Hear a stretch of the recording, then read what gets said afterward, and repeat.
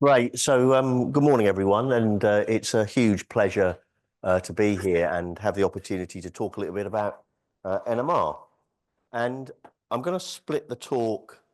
Well, first of all, I want to just say I'm going to dip into several projects because what I'm intending to do is talk a little bit about how the facility came about and also how a little bit about how the 1.2 gigahertz came about because although I understand it's just under 1.2 gigahertz at the moment, if that's correct, but the seeds for this magnet were actually planted were planted well over 10 years ago. So for those of you that and there's you can tell that I'm getting old because quite a lot of you look quite young. You have to be patient sometimes, and you have to have a long-term game plan if you and to know where you want to get to. And what I'm going to do is I'm going to do three things. I'm going to talk a little bit about how the facility came about and what the kind of argument for was for the facility. And then I'm going to, from my own research, I'm going to illustrate it with one or two examples of what a huge difference the facility has made for the types of things that I'm interested in. And I'm going to finish by talking about multi-nuclear NMR, and particularly some recent results that we've got. So, yeah, as I said, I'm going to talk about the progress to 1.2 gigahertz, and I'm going to give two examples. I'm going to give two examples of how over 35 years the technology has has moved on, and what it's allowed us to do that we could only dream about 35 years ago. And basically it boils down, of course, to the magnet and the scale of the field. And I'm going to take two examples. One which Ray will recognise, Ray Dupree will recognise, since this was the problem he gave me as part of my PhD thesis. I finally got the answer 35 years later, but better late than never. But seriously, it's really interesting how that's progressed, and also then an area again which kind of Ray encouraged me to be interested in, but I became really interested in it, which was observing nuclei that were termed difficult. And then I say, if I have time at the end, I will dip into some results, particularly from chromium-53. Right, so little bit. This is a little bit of a history lesson. This slide, and going back to the early to mid 1980s, magnetic cryomagnets were becoming much more widespread as opposed to electromagnets. And in particular, the thing which made the difference for solid state NMR in those days was the fact that the original standard 54 millimeter magnet, there was the option of having a wide bore magnet 89. That meant, in physics, it just meant you had more space to do things, and particularly with some of the, and I will use the word clunky, magic angle spinning probes, you just needed more space to be able to make them work. So that made a huge difference. The other thing that happened about that time, the early 80s to mid 80s, was that commercial double air bearing probes. Now you all, again, students in the audience, you will all use double air bearing probes, and you'll probably think there was never anything else. But the world wasn't like that, unfortunately. But those two things made a huge difference. And then gradually, in the UK, a number of machines dedicated to solids between 300 and 400 megahertz began to get rolled out. Now these all seem like very mundane fields, but it's very exciting to have a 400 or even have a 360 like we did at Warwick here, have a 360 megahertz instrument. And then progressively over the period, the highest field available in the UK went up. So there was the 500 megahertz instrument at St Andrews with Frank Riddell. Then there was the 600 megahertz, which Ray got here, which I believe a little bit unwell at the moment. And then there was the 800 megahertz instrument that Tony Watts got at Oxford. I say at Oxford because it's such a monstrous instrument. It had to go at the Rutherford Appleton laboratory. And that's when the switch came, because it was clear that in those days you were able to have your own instrument. A scientist who wanted to be an NMR spectroscopist at the leading edge could have an instrument in their lab. At that point, though, the switch had to occur from it being something that was owned by a research group to something that was owned by the community, because they became too big, too expensive for any single grant to justify it, really. And that was a really important change. And as you know now, under Stephen Brown's leadership, this has now turned into being one of the best facilities in the world for solid state NMR, progressively going 850, 1 gigahertz and 1.2 gigahertz. And the arguments, I mean, I always like reducing things to simple arguments. The arguments for why you want those high fields, you'll know these, is your sensitivity gets much better, and it goes up much more rapidly for quadrupolar nuclei because of the narrowing that occurs of the central transition with the field, and the resolution goes up. So you can see the massive increase, and it's a very simple argument as to why you want it. And this is a very historical slide, because when I was thinking about this, so this was the first aluminium spectrum that I ever published, and I published it with Ray. This was on spinel, magnesium aluminate. And I mean, in a way, looking back on it, it looks a very crude spectrum. But this was marvelous at the time. 9.4 Teslas, 3 kilohertz. That was the state of the art. Okay, and you can see what we were trying to do here. I mean, what we're trying to do here is look for basically you've got an octahedral line here, and then as you make this non-stoichiometric, what this X means is that's spinel, but you can actually load it with magnesium, or you can load it with aluminium, the substitute for magnesium, and then you get some of the aluminium going onto the tetrahedral. But you see, it's totally confused by the sidebands.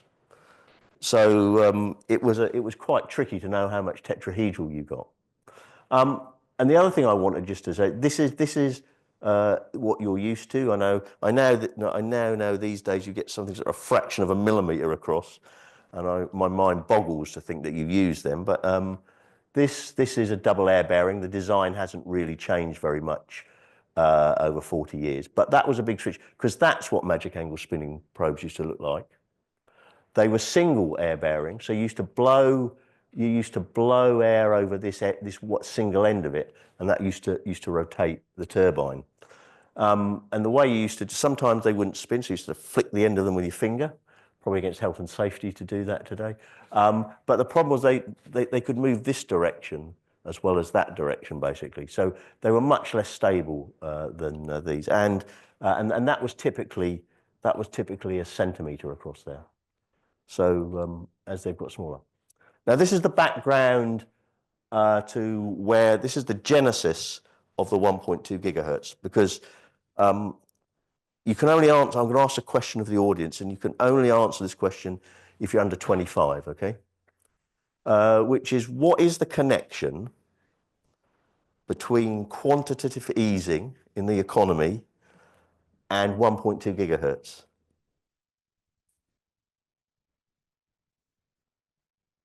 Any takers? Well, the answer was that in 2008, the financial crisis hit, and the government poured money into the economy to make sure the banks didn't collapse. What then happened is they needed to take that money from somewhere, and overnight in 2009 to 2010, the capital budgets of all the research councils was halved overnight. And they being the research councils, thought, we need a better mechanism for deciding where we're going to, because we've got such limited resource now compared to what we had at the start of that. We need a better system for deciding what we're going to fund. In fact, what we need is a roadmap. And it became clear to some of us that some techniques were better politically aligned than others. Let me be more politically aligned. If you're in big science, synchrotrons, neutron sources, you're very used to politicking to get your money because you depend on lots of money of about, dollops of money of 100 million plus, right? NMR wasn't in that game, basically, because we put a grant in, we either got it or we didn't, right? That was how it worked. But that's not good enough if you're going to compete with those sort of techniques. So EPSRC, which are not responsible for synchrotrons and neutron sources, were worried that they were going to lose out in the battle for this much more limited resource. So back in 2010, we decided that what we should do is write a report that says this is the current state of the art, and if the UK needs to be competitive, these are the instruments it needs in NMR, and we need to get them absolutely written into the roadmap so that we get our fair share of the money when it comes along. So the original report was published in winter 2012, and it still exists on the website if you want to click on it. And this is not a linear, these are not linear in terms of this. If you look, in December 2014, the first roadmap for infrastructure and for infrastructure of science was published. And they referred back to this report and said there needs to be instruments at gigahertz plus in the UK. And that then meant that that went through 2 rounds. First one, this one here, is where the 1 gigahertz came from. And then we rewrote the report in 2017 to say that we absolutely needed another one above that at 1.2 gigahertz. And so this is where the 1.2 gigahertz came from. So my point here is this is quite a long timeline from 2012 to 2025.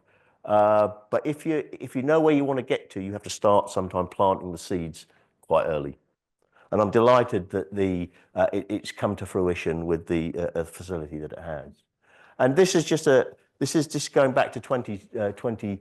You can see how quickly things have progressed, because this was the distribution of the whole of the NMR community within universities. That's a bit of a sweeping claim, actually. I think about 90% of people responded to the survey, so it's a pretty accurate summary of the fields. And you can see how there was nothing then above 900, and the only stuff for 900 was for liquids. So it's really great to see how much it's progressed. Right, so let's go to some science now.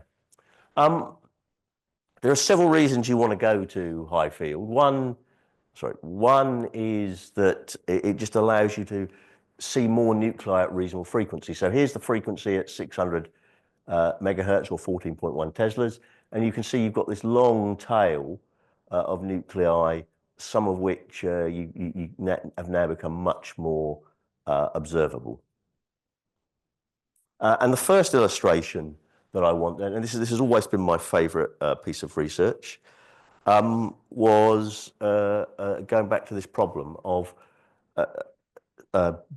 silicon aluminium oxynitride. So basically, if you take silicon nitride, which is a high temperature ceramic, you can form a solid solution by dissolving alumina into it. And you can form a really quite extensive solid solution still has the same structure as beta silicon nitride. And the question was a very simple one we wanted to answer, is when you form this solid solution, is there any ordering? Is there any atomic? Because it's crystalline, it has a beta silicon nitride structure. Is there any ordering within the structure between the silicon and the nitrogen and the aluminium and the oxygen, or is it random? I mean, it can't be random really, but there are many ways you can order. And the question is, could you use NMR to detect the ordering? It's a bit small to read, so apologies for that. But this is the timeline in trying to answer that question. These materials were discovered, these silicon aluminium oxynitride were discovered in the early 70s. And Ray started to look at them in the kind of in the early 80s. And then it became the core of my PhD project in the mid 1980s. And at Warwick, we were in a very fortunate position to be able to do that because there were two groups in the UK who were absolutely excellent at making these. These are quite difficult things to make. One of them was in Newcastle, and one of them was here in the physics department under Professor Mike Lewis. And what you can see is here's the silicon nitride structure. You've got a silicon in the center of a tetrahedron, and this tetrahedron has 4 nitrogens around it. You then, if you then substitute aluminium and oxygen in, you can see that you can have all these possibilities of the local coordination number. And as you know from NMR, it should be able to distinguish these through things such as the quadrupolar interaction and the chemical shift. They should be at different places. And you can see, if you look at silicon, you get quite a nice, as you add an oxygen in, it gradually progresses from about -50 to about -100.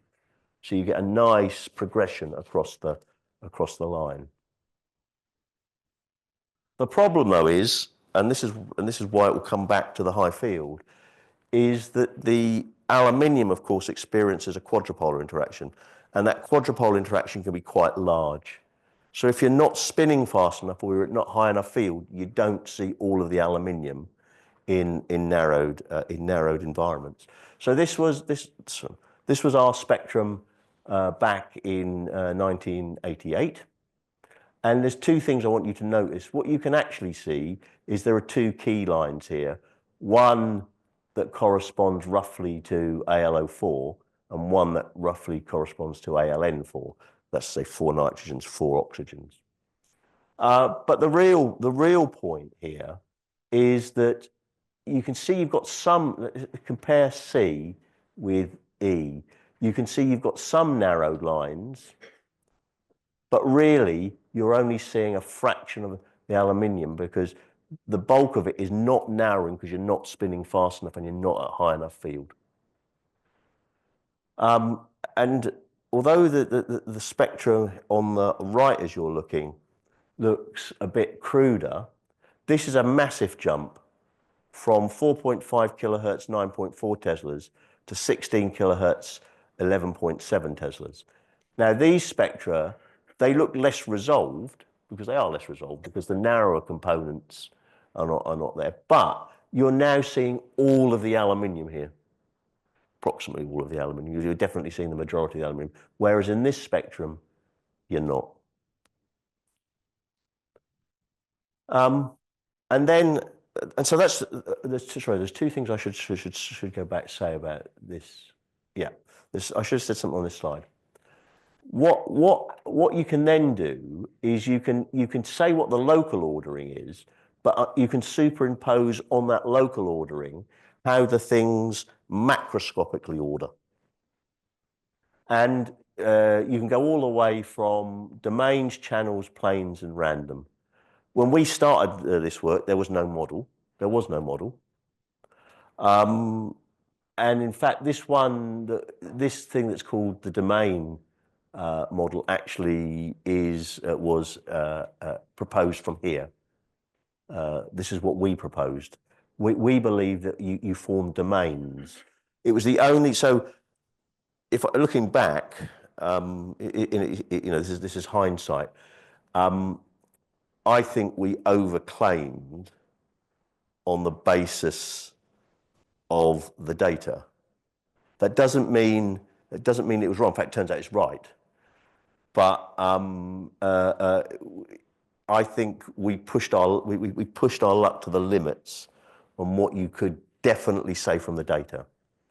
And subsequently, and what I mean subsequent to 1988, 2 other models were proposed: the channel model and the plane model. So the literature, and these come from theoretical chemistry work. And in fact, some of the people were saying that they actually preferred the channel model. I'll come back to that in a second. But there's different ways that you can macroscopically then stack these local units. So you've got the local ordering and then the stacking.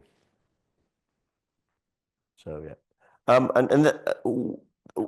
kind of in the mid 1990s is where I left it basically, because that was the best we could do. However, we kept those samples in a cupboard, and they're perfectly stable. They're absolutely 100% stable. In fact, that's why they were designed. They were designed to be materials that they're very hard to break actually, and so they are perfectly stable. And then in 2017, Claire Gray wrote a paper. Clearly, it was Claire's group was running the NMR for a group in California, where, of course, a lot of other things had happened. DFT calculations had come along. Higher field had come along. And she published a very nice paper, this reference here. You can see how enormous some of these quadrupole coupling constants are that you calculate. And basically said that you can distinguish now some of the other local coordinations with a combination of higher fields and DFT calculations of the parameters. Now you might think, well, Claire's done it, she solved it, but just notice something about what this Z number is. This Z number is very, very low. So in that solid solution I showed you, you're only at one end of that very long solid solution.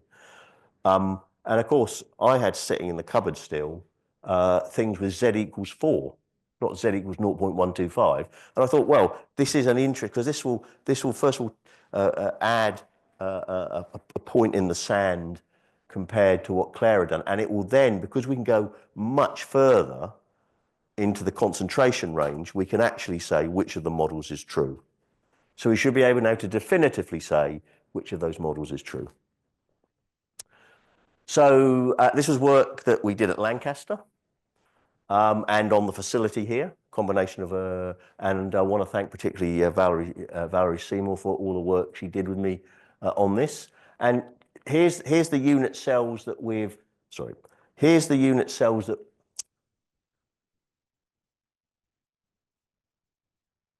here's the unit cells that we've carved out of those structures.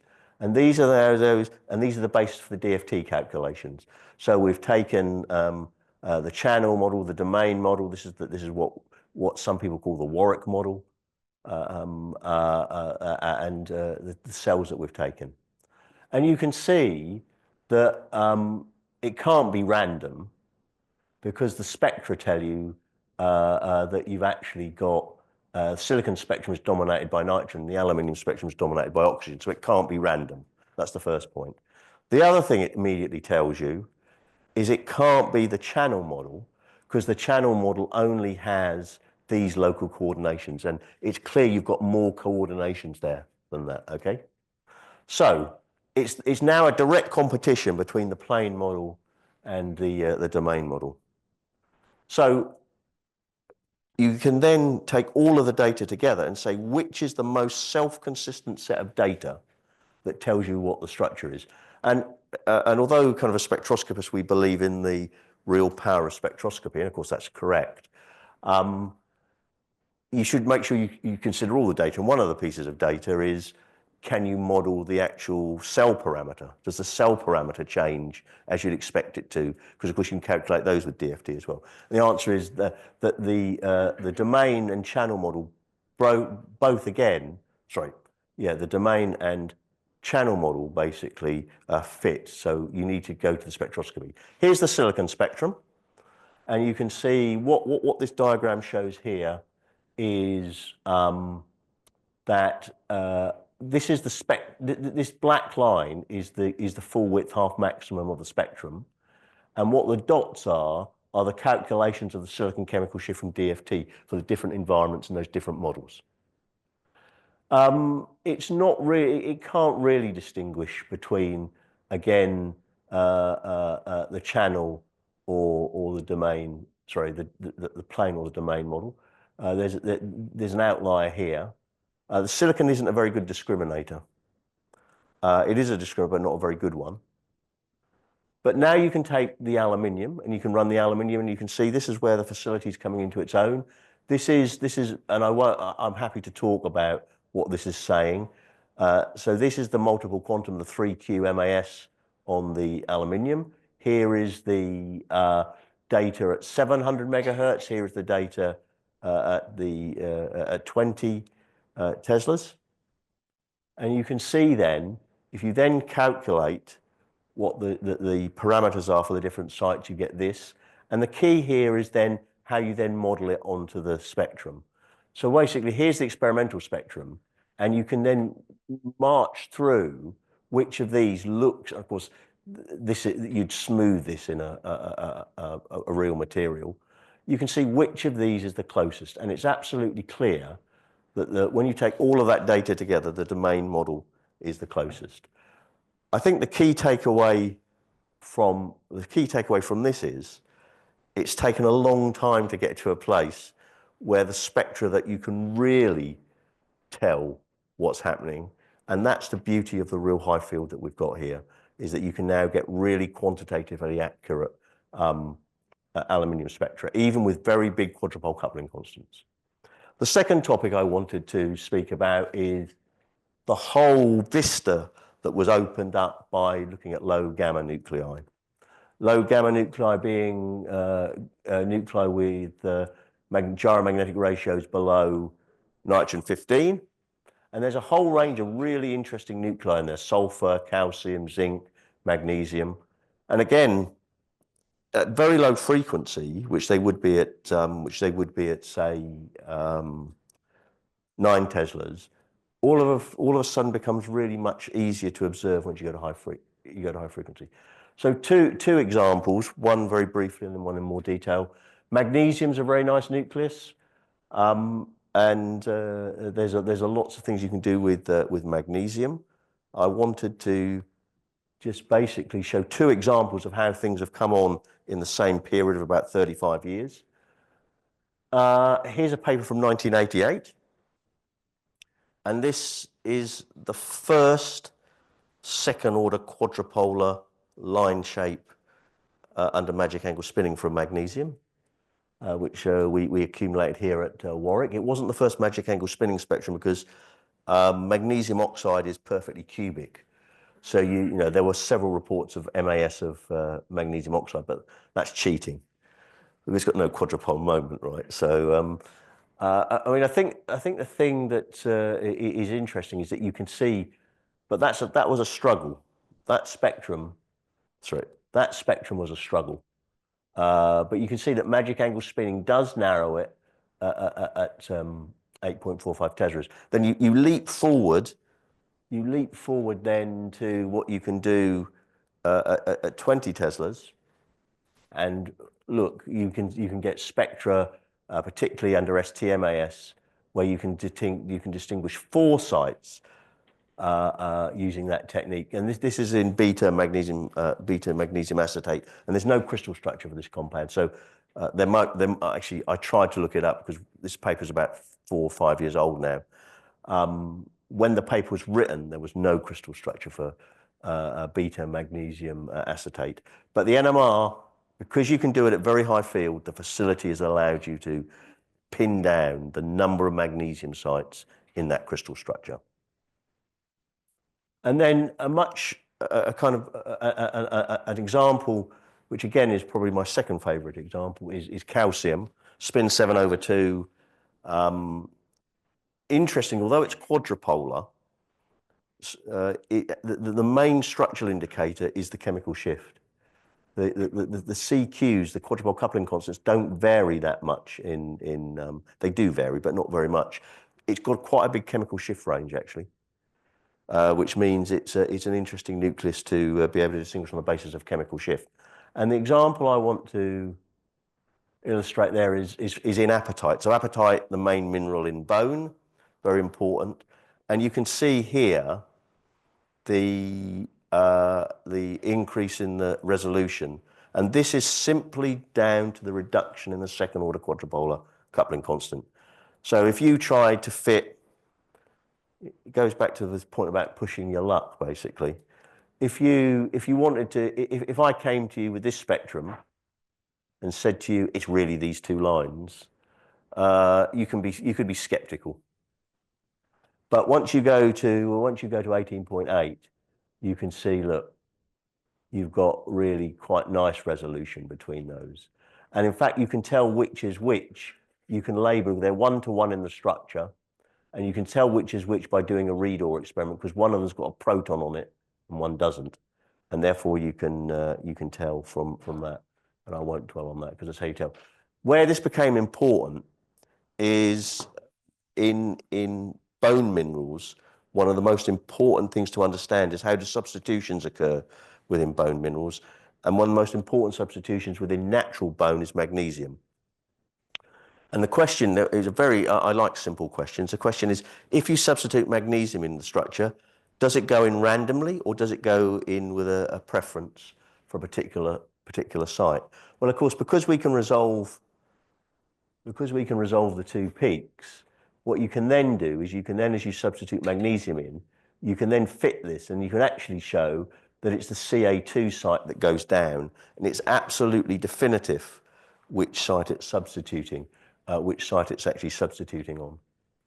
So that's that reference is now pretty standard for people talking about what the substitution mechanism is for magnesium in calcium apatite. And because one thing, because you've got to always justify your existence about why you want to do things. Because you could say, running calcium is just something of academic interest. But I mean, this is a real example. And the second one is, this is an example from kind of an NMR crystallography example. This is with Danielle Lorentzen. And the interesting thing is, you want to know, this is calcium phenol boronate, and there are different structural models for that compound. And the question one, which again is which of these is correct? Now, if you look at the proton spectrum, the carbon spectrum, and the boron spectrum, quite difficult to distinguish some of the different possible models from the actual which one's right. But as soon as you go to the calcium, it's absolutely clear which is the right one. And that's actually, they look very similar in terms of their CQs, but the shift is very different, or different enough within the resolution that you get. It has to be this one. So it's an example of where you have to choose your nucleus to be able to distinguish what you want to structurally. And of course, it just gets better and better. So this is work done with Christian Bonhomme and Danielle. And it shows, we should always strive for higher fields still. So here's going from a 600 to 14 Teslas to 20 Teslas. You can see that in calcium, in this calcium salt, you can begin to distinguish them. And then when you go to 35.2 Teslas, you get really very nice resolution between them. So again, it's a clear case of why you need to go to higher and higher fields. And finally, I want to talk about some very briefly talk about some different work.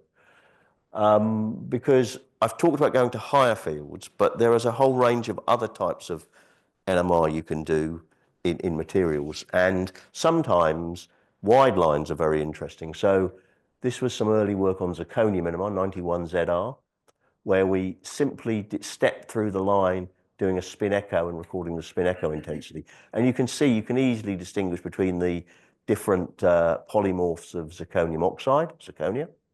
But what I wanted to show you was this spectrum here, because this is cobalt 59 in looking at the phase transition between hexagonal cobalt and face-centered cubic cobalt. And this was done by just putting the sample on the bench, nowhere near a magnet, okay? Just sat on the bench. And that's because cobalt is magnetic. So it generates its own magnetic field internally. In fact, I think this is something like 25 Teslas.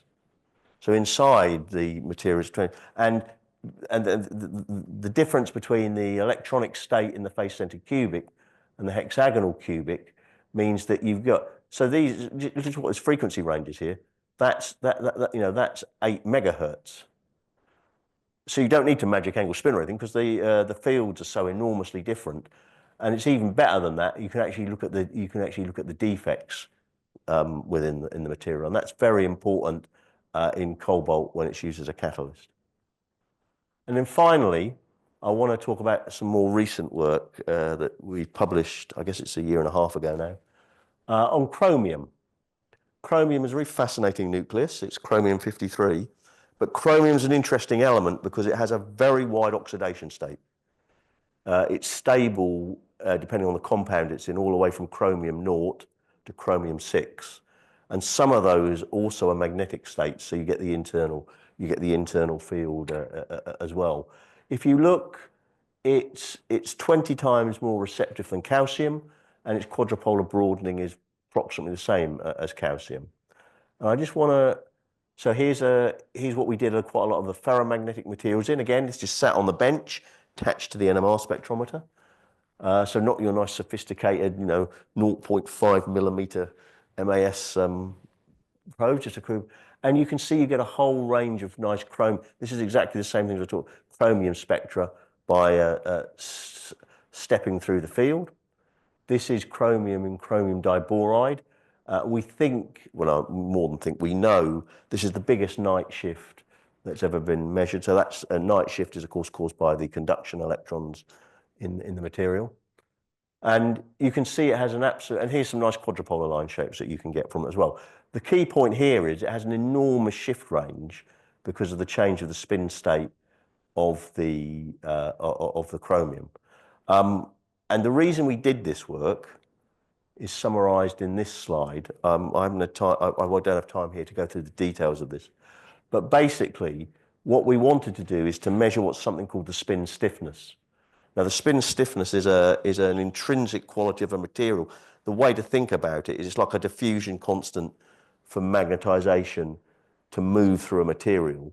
And why that's important, if you want to use this as a magnetic storage material, you need to know how difficult it is to move that magnetism through the material. And you can use the NMR to determine what the spin stiffness is. So this is our model that we published for looking at that spin stiffness through a whole range of materials. But that's, I just wanted to show some relatively recent work. And again, happy to talk to people offline if they're interested in that.